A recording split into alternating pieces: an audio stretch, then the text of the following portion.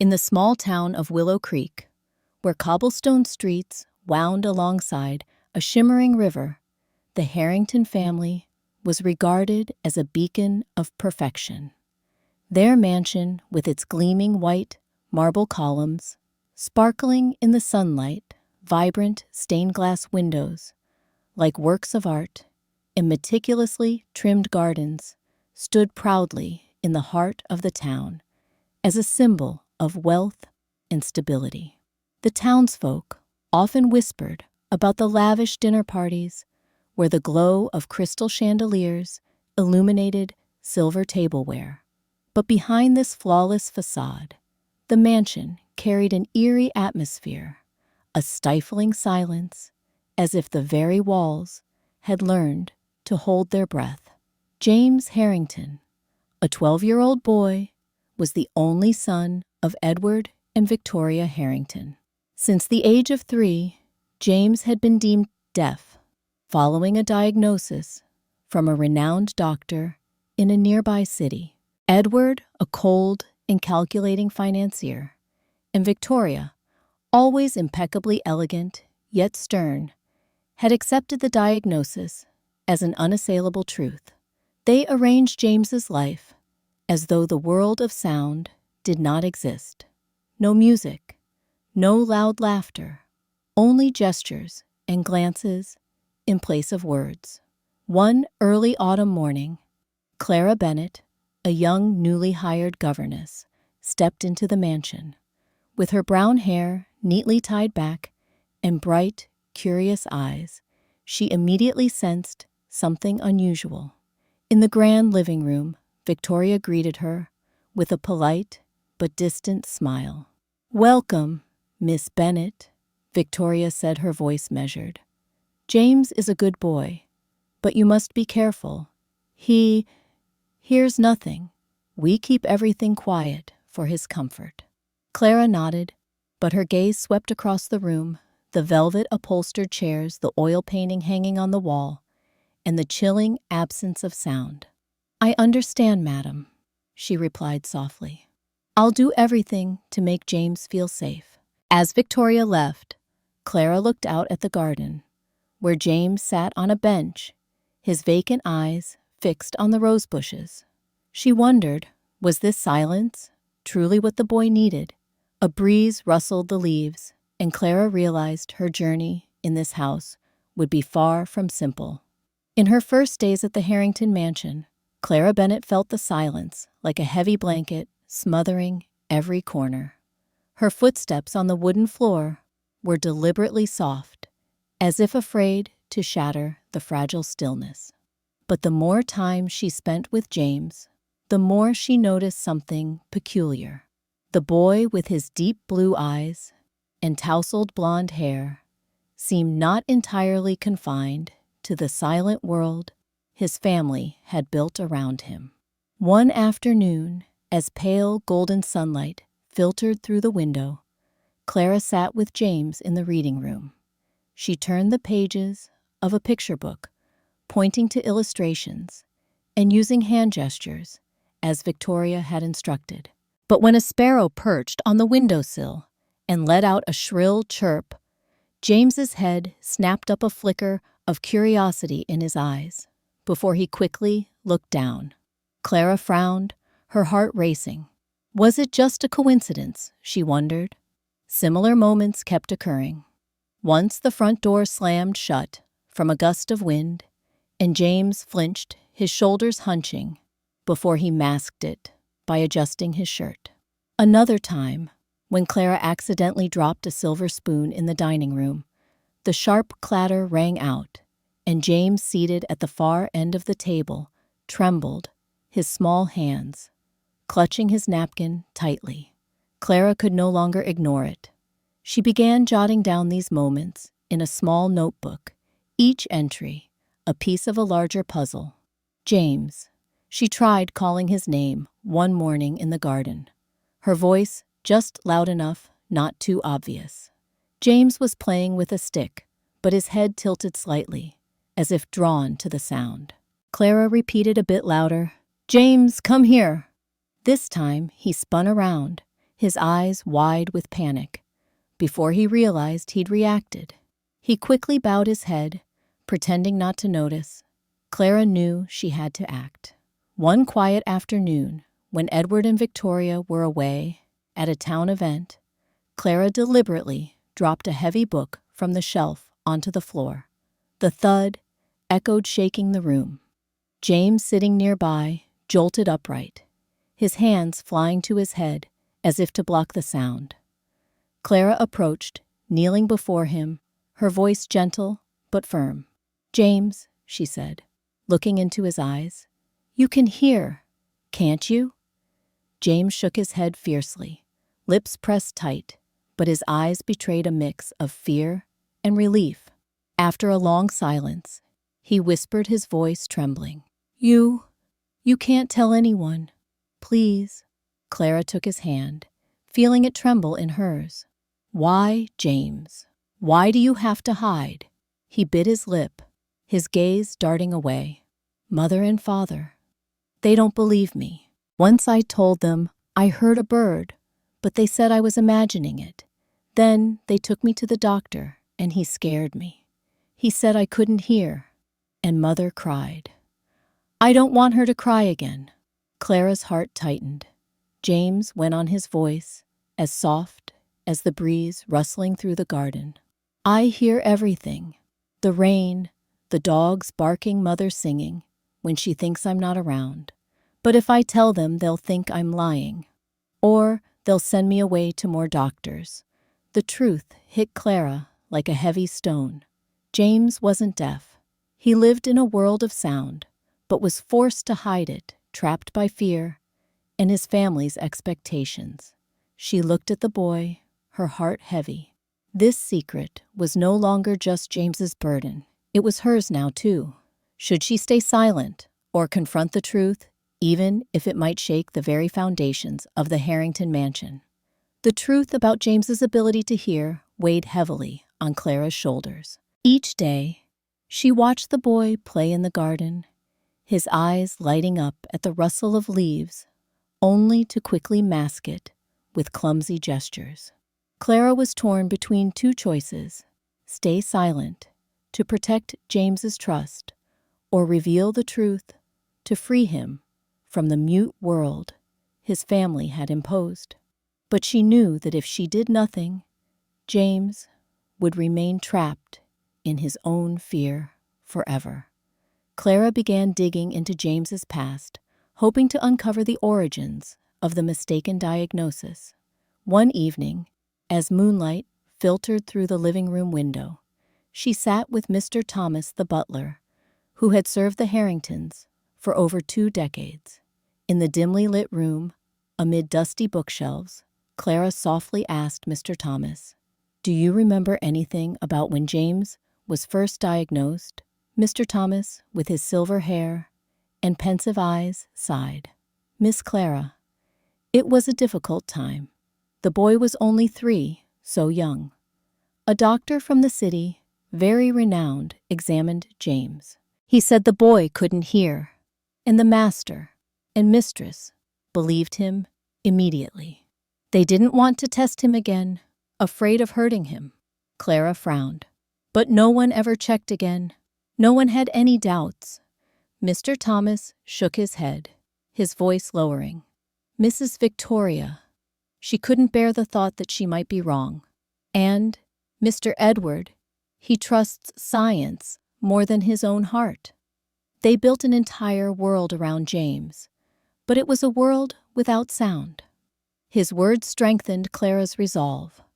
She began experimenting, subtly reintroducing sound into the house. One morning, she played a gentle piano melody on the old gramophone in the living room, watching James from a distance. He stood still by the window, his hands clenched, but his eyes sparkled as if drinking in every note. On another occasion, she took James to the garden, encouraging him to play near a small stream where the water gurgled like a natural song. James smiled more, but there were moments when he glanced around nervously, as if afraid someone might discover his secret. "James, Clara said one day, as they sat under the shade of an oak tree in the garden. "Do you like the sound of the water? It's like it's telling a story, isn't it?"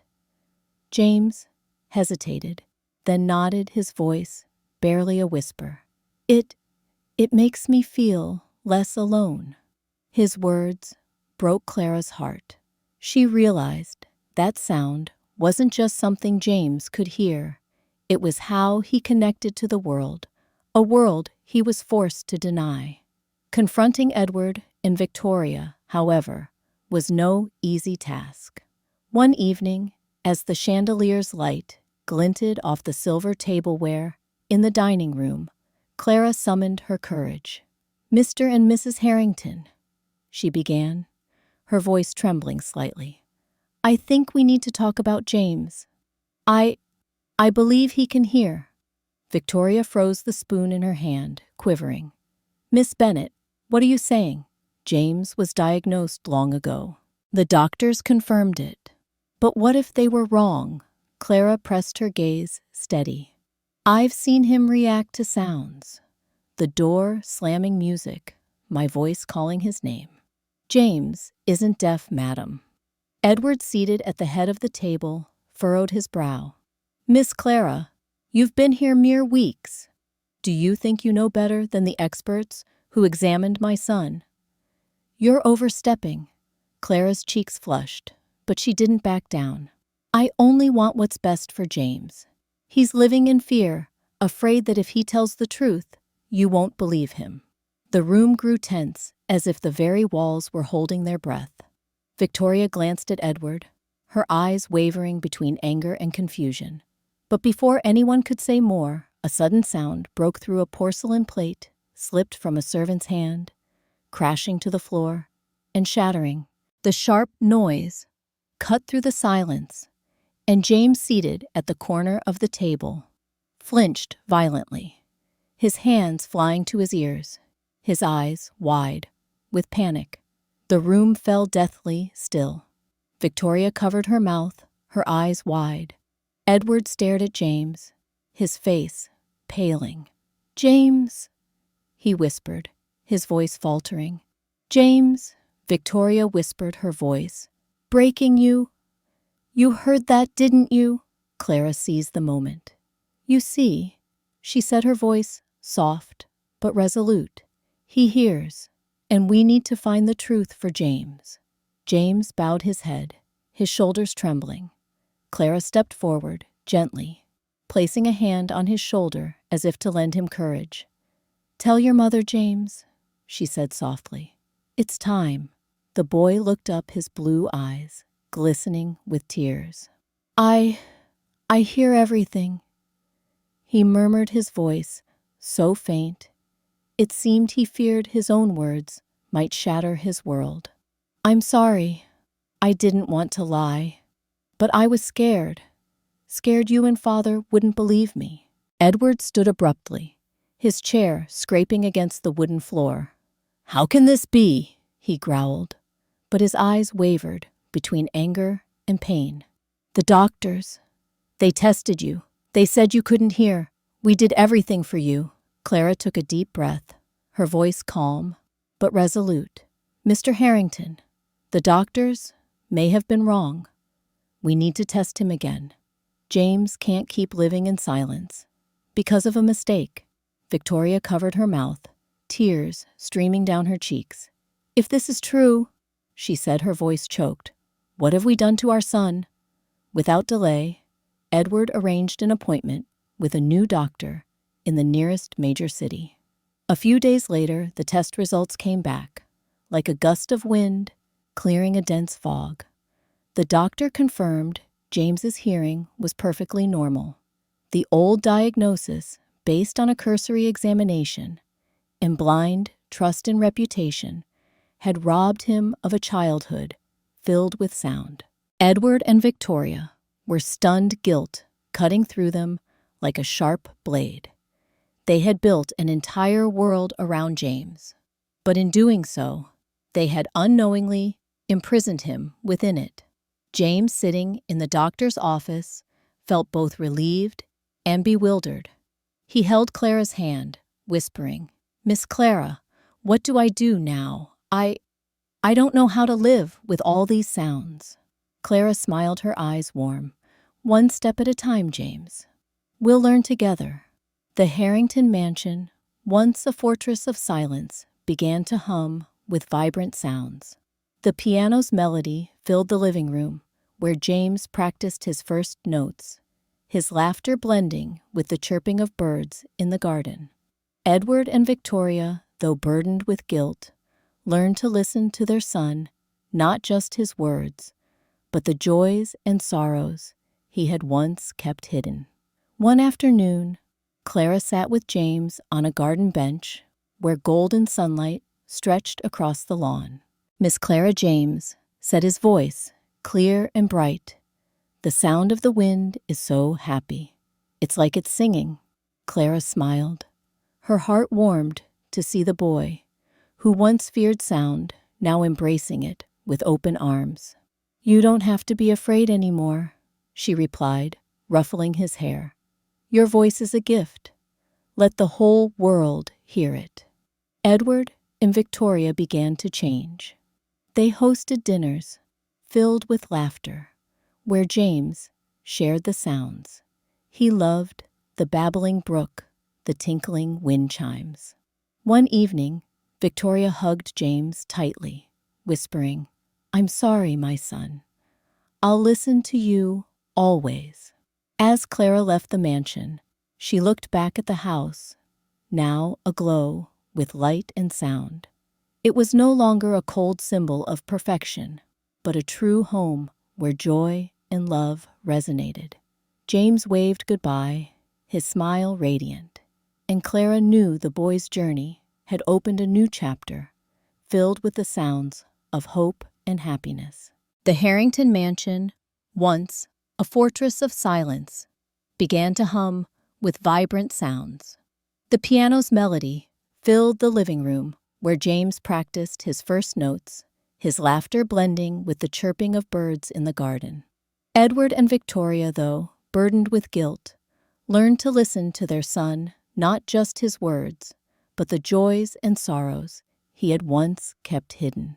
One afternoon, Clara sat with James on a garden bench where golden sunlight stretched across the lawn. "Miss Clara James," said his voice, clear and bright, "the sound of the wind is so happy. It's like it's singing." Clara smiled.